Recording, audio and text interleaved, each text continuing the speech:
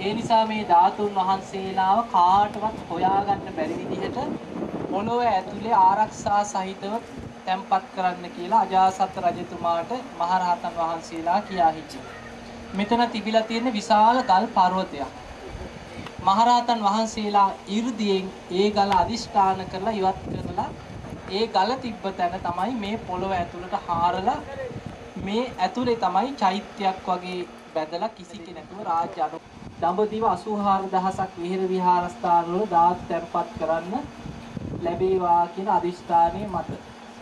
එතකොට මේ ස්ථානයේ එදා සර්වඥ ධාතුන් වහන්සේලා ඩ්‍රෝන 7ක් තැන්පත් කරලා ඒ ටික ඔක්කොම උඩින් වහලා ඉවර වෙලා පොළොව ඇතුලේ තිබ්බ මේ සියල්ල වහලා ඊළඟට මහා කාශ්‍යප මහරහතන් වහන්සේ දෙවිවරුන්ට ආරාධනා කරලා සක්‍ර දෙවියන්ගෙන් ඉල්ලීමක් කරා කිසිම කෙනෙකුට මෙතනට ලං වෙන්න බැරි විදිහට දෙවියන් විසින් යන්ත්‍රයක් නිර්මාණය කරන්න. මේ සියල්ල ඉවත් කරලා අර යන්ත්‍රයේ ක්‍රියා විරහිත කරවන්න නොයේ උත්සාහයන් ගත්තා.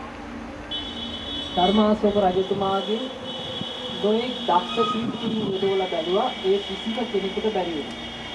ඒ වෙලාවේ මොග්ගලී පුත්තුවිස මහරහතන් වහන්සේ රජතුමාට කියා හිටිය රජතුමනි දෙවියන්ට ආරාධනා කළ දෙවියන්ගෙන් ඉල්ලීමක් කරන්න. දෙවියන්ට ආරාධනා කළ ටික වෙලාවක් යනකොට වැද්දෙක් වගේ දුන්නක් අරගෙන කෙනෙක් මෙතනට ඇවිල්ලා රජතුමාගෙන් අහනවා රජතුමනි මම ඔය යන්ත්‍රය ක්‍රියා විරහිත කරලා දෙන්නද? රජතුමා ගණන් ගත්තේ නැහැ. රජතුමා කල්පනා කරා අපිට නමස්කාර කරමු. බුදුරජාණන් වහන්සේගේ ධාතුන් වහන්සේලා වැඩ සිටිය මේ උතුම් පුණ්‍ය භූමියට මම නමස්කාර කරමි. මාගේ නමස්කාරය වේවා. හොඳයි දැන් බලලා